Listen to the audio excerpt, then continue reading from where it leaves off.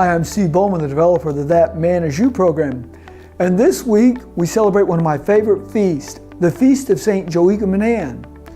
You know, my family is very devoted to this feast, and it came about in a funny way. And that is, when Shelley and I were preparing to get married, we wanted to consecrate our marriage to the Blessed Virgin Mary right during our nuptial Mass.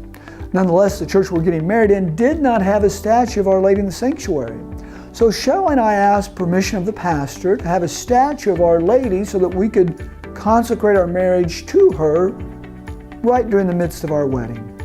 The pastor said he really doesn't think that was a good idea because there really wasn't a place, and then everybody else would start asking to do things, so he unfortunately told us that we couldn't do it. Well, Shelley and I wanted to be obedient, and so we said yes, and we didn't give any grief. But my wife went away and thought about it, and if you ever put my wife on a mission, she's tough. She came back a few days later and she said, you know, Steve, I just made a deal with St. Anne that involves you, providing you say yes to it. I said, oh my land, what'd you get me into? Okay, well honey, let me know.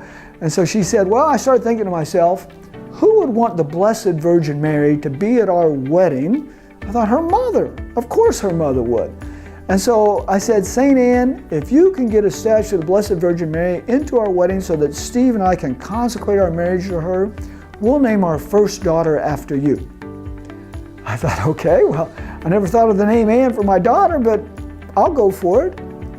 Sure enough, a couple days later, the pastor walked to us and spontaneously said, I've been thinking about it, and you can go ahead and have that statue of Our Lady in your wedding so that you can consecrate your marriage to her.